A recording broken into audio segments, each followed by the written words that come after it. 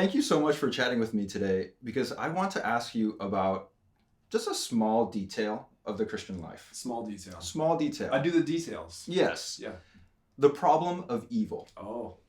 So just something minor, that hasn't really been talked about over the ages. Right. Actually, break some new ground. Exactly. All kidding aside, when I thought about this question, I immediately thought of you, because you have taught numerous classes on this subject. Students talk about theodicy and the problem of evil with Dr. Doak, and I hear all these anecdotes. Yeah. So what's your approach to the question? How do you approach it in your class, and how do you approach it personally? Well, one of the things that students probably talk about that makes a big impression, and I don't do it to try to make an impression, but I think it's just appropriate, on the first day of class, in the first minute basically, we just have to clarify right away, by way of, for people who want to do things like trigger warnings or talk about content, and just, we have to clarify right away that when we talk about the problem of evil and faith, it's got to get ugly, and it's going to get ugly fast. For sure. We're going to be talking about all of the loved ones that have died of cancer too young. We're going to be talking about the death of children. We're going to be talking about violence and abuse. Like, all of these topics come under the purview of evil and have to be brought somehow, impossibly almost, onto the table for conversation. And I think right away, when we do a topic like that, we do so with fear and trembling, and we do so knowing that we're walking on holy ground in a way, because this is part of our faith experience, but we do it also knowing that we're going to be walking into some dangerous, frightening places. And I think right away that realization locks all of us, myself included, into the topic, and we start on that note, and then it goes from there. So, yeah, and what's really interesting too is that it touches everybody. I mean, there's nobody who has not been overcome with suffering in some way, or encountered suffering in some way. So yeah, another thing that I wanted to say is that I think part of the struggle I have with the Christianity that I see in our world is a lot of sentimentality and an unwillingness to go to the dark places and the real places that so many Christians want answers for. Oh, right? People are just people love this topic, not because they love evil, but because, exactly as you said, it's part of all of our lives, and there's an unwillingness to actually go there. I think we do some fake outs, some gestures toward the messy stuff, and we'll kind of go like a third of the way in. Disorientation is a key part of the Christian life. The Christian pattern is life, death, resurrection. You don't get to go from life to resurrection, right? So disorientation is a part of this. I think what we do as people of faith often, we outsource our disorientation to other places. We outsource it to popular culture, to films, to horror films, to comedy. I mean, I'm sure you've even probably seen some stand-up comedy where someone's doing like darkness, and you're like, I can't even believe they're joking about that. But they're doing disorientation there, right? And so it's like, we end up going outside of our faith experience for disorientation, but I think the path of Jesus suggests that we don't have to. There's death right at the center of it. Yeah, so, especially when you have a crucified Savior. I mean, there's no way around that. Yeah. That definitely reminds me of just the pattern. You have to go to Good Friday, but when we talk about the problem of evil, I think we're in Holy Saturday. This moment when Jesus is dead. The worst day ever. Exactly. Because on the day of the crucifixion, imagine being there. You could at least be like, the adrenaline's flowing, you see this thing happen. But on Saturday, it's like a little bit, it's too real, it's depressing, there's no way out. The excitement is gone, the resurrection is not yet here, you're just dead. You're just dead. Yeah.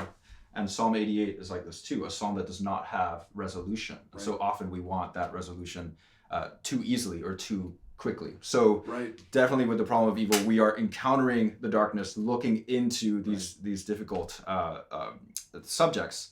So one thing that I did want to touch on with you is, yes, this experience of teaching theodicy and the problem of evil during the pandemic. What was that about? Yeah, apparently you foresaw or predicted this phenomenon. Well, here's what I did. So when you talk about the problem of evil, as you mentioned earlier, this is something that touches our lives. And so one challenge, if you're going to teach in a classroom as a professor about this, you can't let it get too abstract. We can't just be talking about evil and reading Dostoevsky and and then not talk about our actual lives. So anytime we can, I encourage students to always, we bring examples into the classroom. And in January, when COVID was barely a headline, not even a headline, actually, it wasn't. I actually got really sick. I had a really bad fever. I don't think it was COVID, but then again, I don't know. It was really early on before really it was widespread. And I had seen a minor news story about it in early January. And I joked, I came back to the class, I just started bringing it up. I started making hay out of it, like all the time. I was like, How should we think about natural disasters? Mm-hmm. Does God still send pandemics or disease or a hurricane or a flood on the earth today to punish people? Right. These are prime problem of evil questions about how does God act in the world. And so I just made a big deal about it every week. And then as it started to get more serious, I just kept bringing it up. And then suddenly it was like, everybody was just looking at me. Like I'd come in the room and everybody was just sitting there. Like, and it was clear that like this was really real, that we were really going to do this thing that we had speculated about or even joked about or even just played intellectual games about, namely a worldwide pandemic or how does God act in the world. There we were. And so we basically had class through the quarantine then and onward. And it was a pretty surreal experience to have a class like this at the beginning of an event of such world importance like this. That was disastrous and many people would think an instantiation of the problem of evil on earth. For sure. Yeah. Well, let's get to this book that we wanted to discuss today, Hannah Arendt's Eichmann in Jerusalem. What a book. A report on the banality of evil. So already in the title, I mean, there's so much. Can you set the text up a little bit? Tell us a little bit about what it's about. Yeah, I mean this guy, this little twerp on the cover, right? This little guy went on trial in Israel. He had to be kidnapped from Argentina and South America, where he had fled from his position as a Nazi official. He was, it turned out, he was kind of in charge of like logistics of getting people to concentration camps. He wasn't a military person or at the highest level, but he was somebody, a Nazi who had fled, that was caught and brought back on trial. Hannah Arendt was a public intellectual, a philosopher, a journalist who wrote a series of articles for a popular publication. Although when you read this, it's very dense. You can't believe that this is what passed for journalism at that time because it's very dense. I mean, it's really heady. I mean, it's wonderful, actually. And she basically covered the trial, watched it all and wrote about it and reflected on this problem. This guy who appeared by all measures to not be that impressive or interesting helped perpetrate one of the greatest atrocities that we know of humankind, the Holocaust. And so the whole book is kind of about this idea, who is this guy and why did he do what he did? And yes, at that point, he becomes a test case or a study, a very, very in-depth study of what she calls the banality of evil, right? Yeah. So what's interesting about your setup is to note that he was a Nazi, but he was also like a bureaucrat. He was very involved in, he was a careerist. He wanted to go up the ladder. He was very concerned about like positions and titles, and the Nazis were very good about this in terms of having all these competing organizations and titles that people would compete for. But you know, he wasn't Hitler, he wasn't Goebbels, he wasn't Himmler. He was this random guy who, in some ways, he saw himself as a Zionist, as helping the Jews. He's like, oh, no, I helped to deport them. I got them out. Yeah, he's like, oh, I had some Jewish friends. Right. I'm not an anti-Semite, he says. Right. And then eventually he's part of the final solution, part of genocide and, you know, just the horrific events of the Holocaust. One of the studies here is just his personality and who he was. So what are the complications of this person? Like, why him?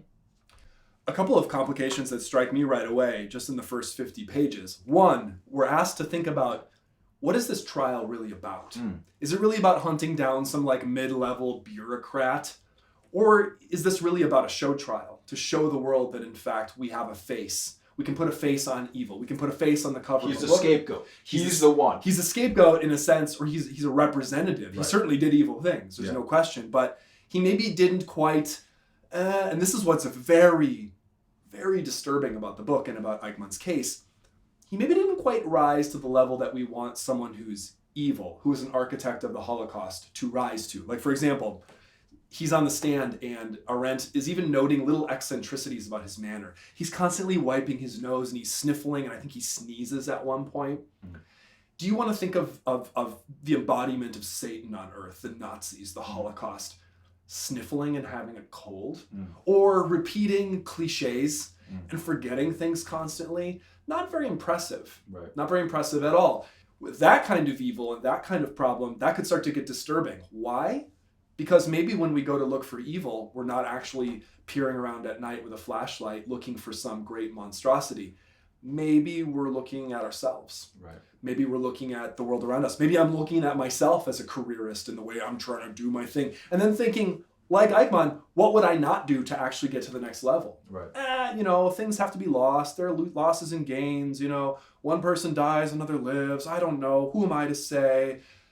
And suddenly here you are, and this is the path that I think she paints that Eichmann takes. Yeah. So it could be me. It could be you. Like that's the problem, right? That's why evil is banal. I think in this reading, it's boring. It's like it's not as impressive as you wish it to be. It would be easier for evil to be very impressive and very far away.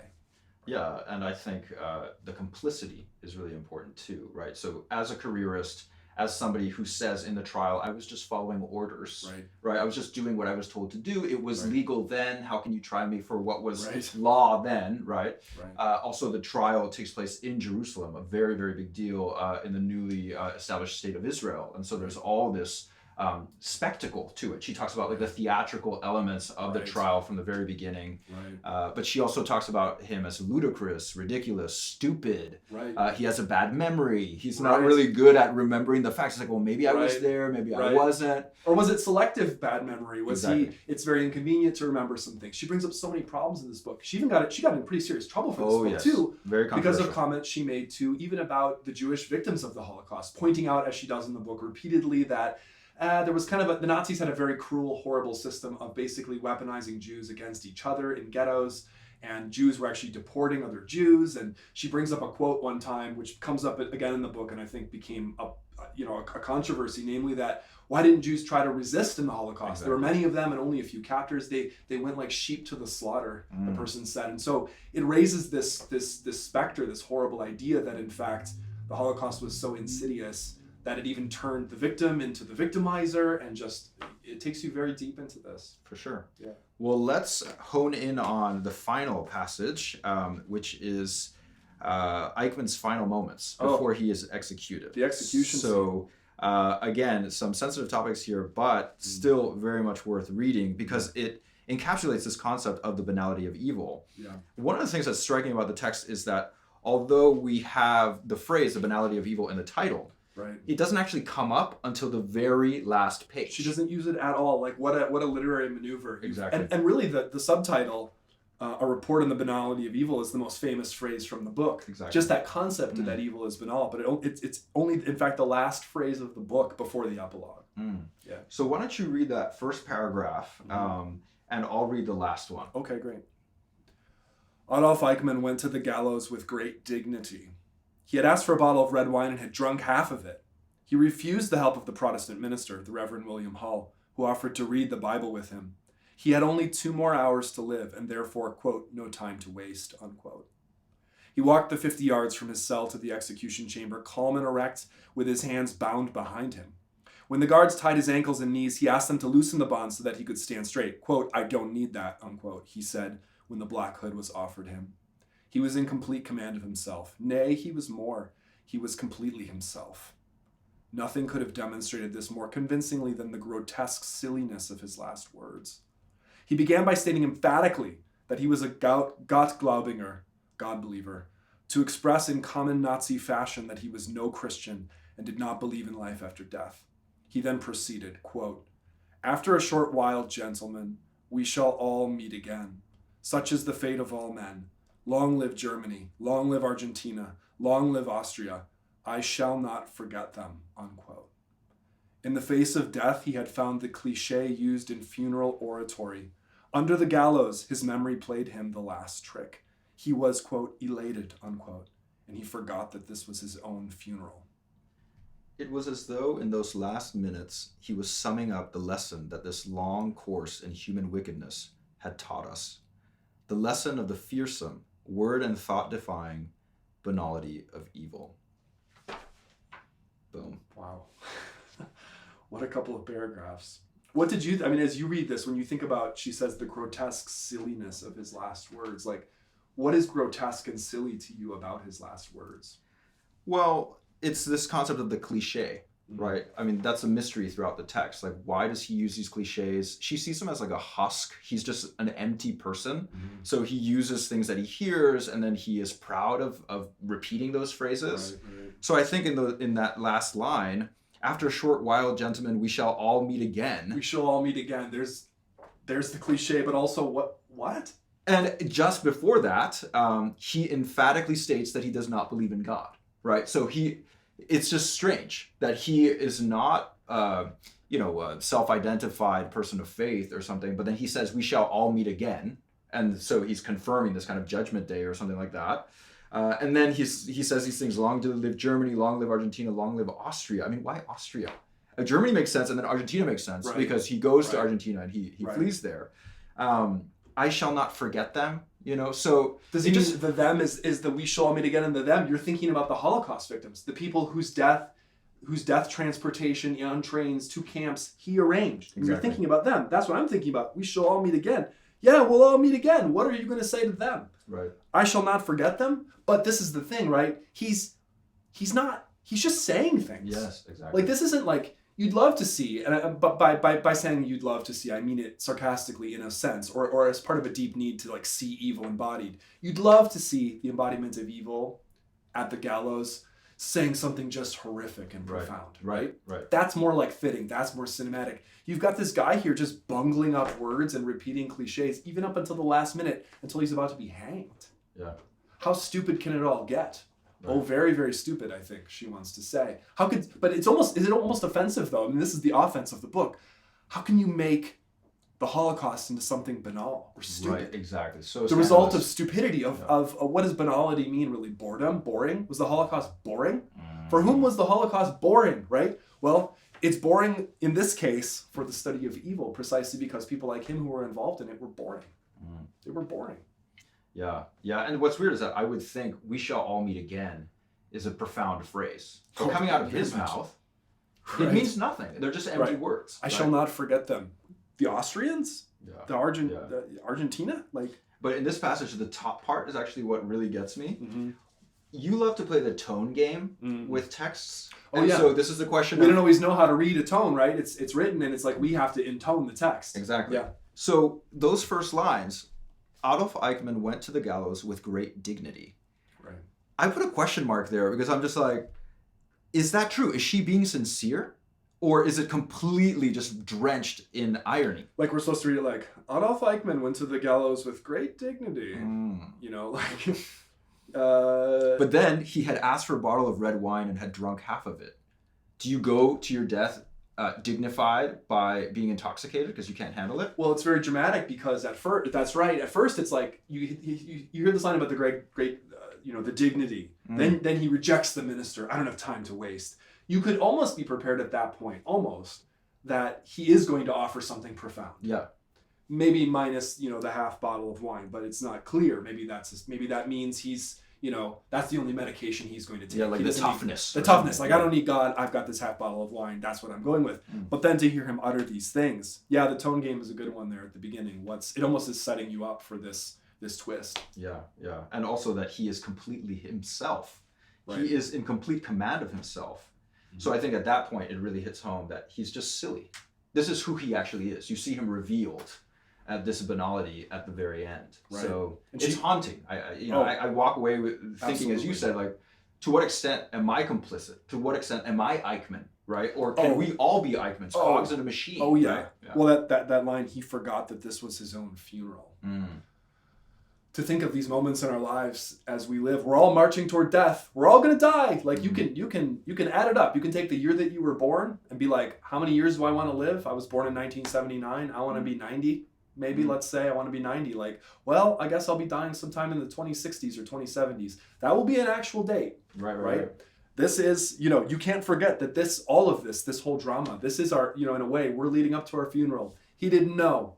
He was behaving as though this was all something else. And so as a Christian, this leads me to wonder, like, how am I behaving now? Exactly. Just like you said, like, where am I in this book? And I don't want to locate myself in this book.